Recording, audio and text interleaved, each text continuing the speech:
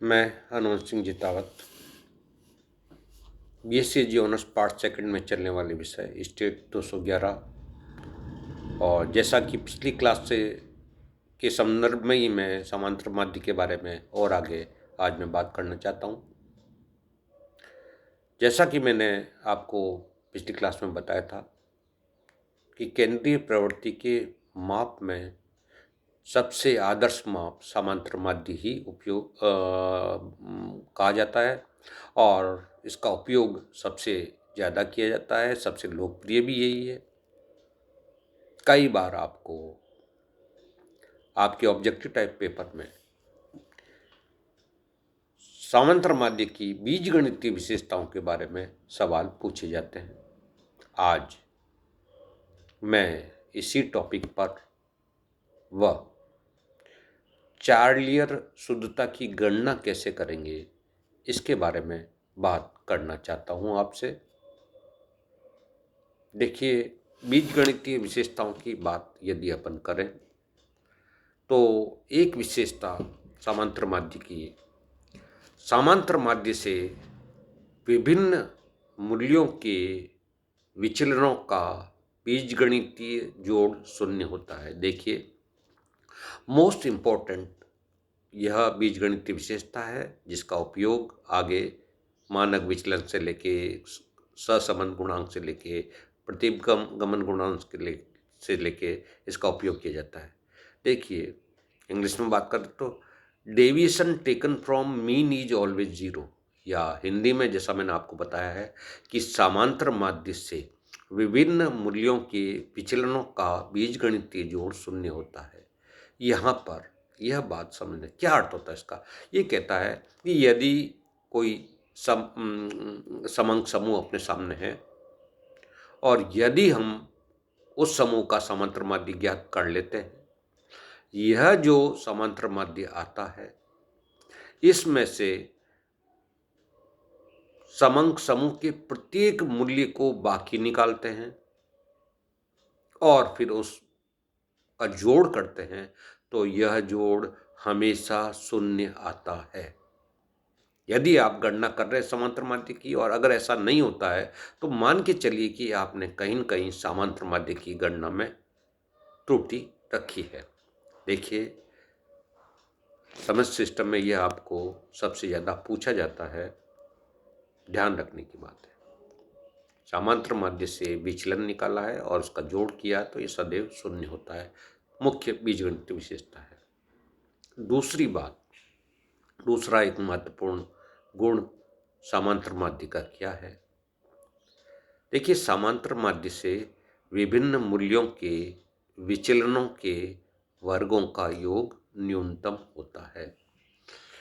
क्या अर्थ होता है यह आपके लिए समझना सबसे आवश्यक है।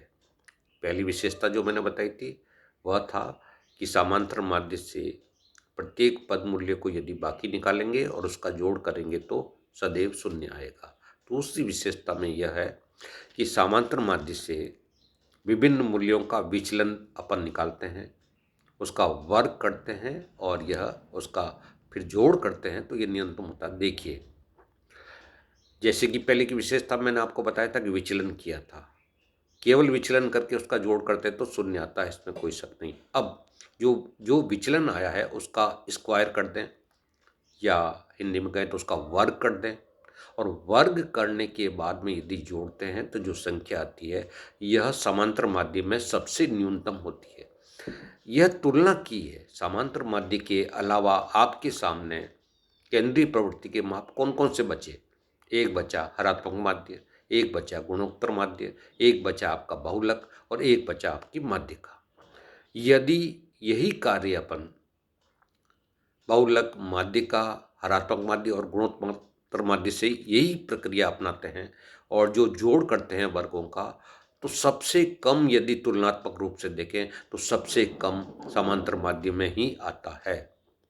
और इसी विशेषता का उपयोग अपकिरण की प्रमाप विचलन रीति, मतलब इंग्लिश की बात करें तो स्टैंडर्ड डेविएशन, डिस्पर्सन जो मेथड है, डिस्पर्सन का एक मेथड कहला स्टैंडर्ड डेविएशन है।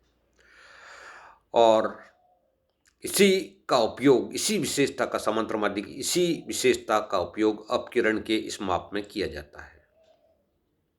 इसी प्रकार से सहसंबंध में, प्रतिपगमन में, आगे सांख्यिकी के और मेजर ज्ञात करने में समांतर माध्य की इस विशेषता का उपयोग किया जाता है।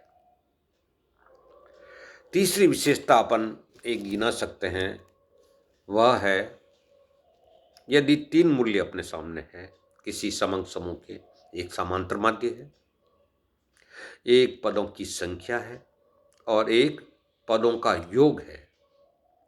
इन 3 में से यदि 2 माप ज्ञात है तो अपन तीसरा ज्ञात कर सकते हैं। बहुत सिंपल बात है इसमें। देखिए, समांतर माध्य का फॉर्मूला होता है x बार बराबर सिग्मा x अपॉन n। इन 3 में से यदि 2 ज्ञात है तो अपन तीसरा अज्ञात को ज्ञात कर सकते हैं। यह विशेषता के रूप में बताया है, जो बिल्कुल सरल और सिंपल बात है, इसमें कोई जटिलता है नहीं। चौथी विशेषता समांतर माध्य की जो बताई गई है वह क्या है? यदि आपके सामने 2 समूहों की कुछ सूचनाएं हैं, उन सूचनाओं की सहायता से भी आप सीधा इन दोनों अलग अलग समूह का या 2 से अधिक समूहों का एक साथ समांतर माध्य बता सकते हैं। देखिए, यदि एक समूह के 2 या अधिक भागों के समांतर माध्य तथा पदों की संख्या ज्ञात है तो उनके आधार पर सामूहिक समांतर माध्य ज्ञात किया जा सकता है। यहाँ पर 2 समूह हैं, सपोज एक आपका x1 समूह है और दूसरा आपका x2 समूह है। इन दोनों समूह का समांतर माध्य आपको पता है और पदों की संख्या दोनों समूह की पता है। x1 की मान लो पदों की संख्या n1 है और x2 समूह की पदों की संख्या n2 है। तो आपके पास में 4 चीजें हैं, x1 का समांतर माध्य और पदों की संख्या, x2 का समांतर माध्य व पदों की संख्या। आप इन दोनों की सहायता से दोनों का यदि अपन एक समूह बना देते हैं तो उसका समांतर माध्य कितना आएगा, यह अपन सीधा ही ज्ञात कर सकते हैं। सूत्र है x बार सामूहिक बराबर n1 x1 bar plus n2 x2 bar upon n1 plus n2। यह 2 समूहों की बात की है, इसको अपन n समूहों तक विस्तार इसका कर सकते हैं। कि समझ गए आप अच्छी तरह से। 2 अलग अलग समूह हैं, दोनों की दोनों सूचनाएं समांतर माध्य की और पदों की संख्या की है, या 2 से अधिक भी हैं, तो अपन इन सूचनाओं की सहायता से सामूहिक समांतर माध्य कितना है यह सीधा ज्ञात कर सकते हैं। 5वीं गणितीय विशेषता समांतर माध्य की, 2 श्रेणियों के तत्संवादी मूल्य। देखिए, तत्संवादी मूल्यों को इंग्लिश में कॉरस्पॉन्डिंग वैल्यूज कहते हैं कि सभी जोड़ों व अंतरों का समांतर माध्य दोनों श्रेणियों के समांतर माध्यों के योग व अंतर के बराबर होता है। देखिए, यहाँ पर 2 चर ले रहे हैं अपन, एक चर मान लो x है और दूसरा y है। अपने पास में x के मूल्य भी है और अपने पास में y के मूल्य भी है। देखिए, पहले तो अपन अलग अलग x के मूल्यों का समांतर माध्य ज्ञात कर सकते हैं, ठीक उसी प्रकार से y के समांतर माध्य का y समूह का समांतर माध्य अपन ज्ञात कर सकते हैं। तो अपने सामने x बार और y बार आ जाएंगे। अब अपन क्या करते हैं कि कॉरस्पॉन्डिंग वैल्यूज लेते हैं x और y की, उनका योग भी करते हैं और उनका बाकी भी करते हैं। योग करने के बाद में समांतर माध्य जो आता है वह, अगर अपन दोनों का अलग अलग जो समांतर माध्य लिया है उसका योग करते हैं, उसके बराबर ही आता है। ठीक उसी प्रकार से बाकी यदि करके अगर अपन निकालते हैं तो जो बाकी करने के बाद में जो समांतर माध्य आता है वह अलग अलग समूह का जो समांतर माध्य निकाला है उसकी बाकी करते हैं, उसके बराबर होता है।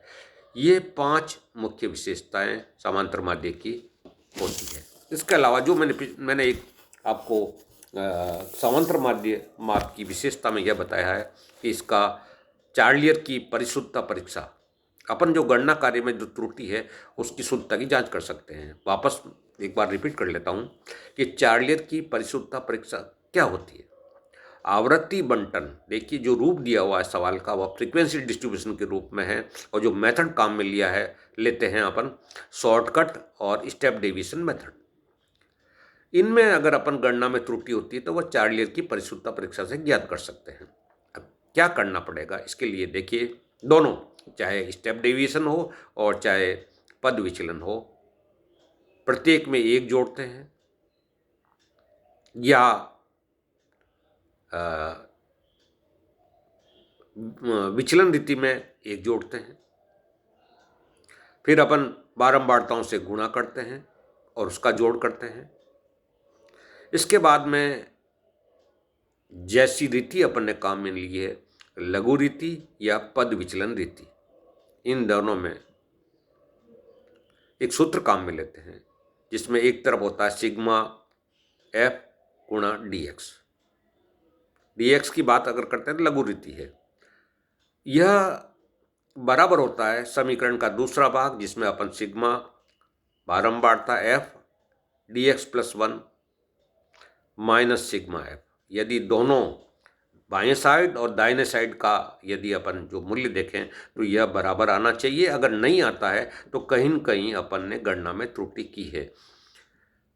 चाहे पद विचलन रीति है, इसमें थोड़ा सूत्र अलग काम में आएगा, लेकिन अर्थ यही होता है कि यदि उपयुक्त समीकरणों के दोनों पक्ष बराबर है तो गणन क्रिया शुद्ध है, अन्यथा विचलन निकालने या आवृत्तियों से गुणा करने में कोई त्रुटि रह गई है। इसका मतलब समांतर माध्य ही ऐसा माप है जिसमें इन दोनों विधियों में यदि गणना में त्रुटि रही है तो वह चार्लियर की परिशुद्धता परीक्षा द्वारा ज्ञात किया जा सकता है। धन्यवाद।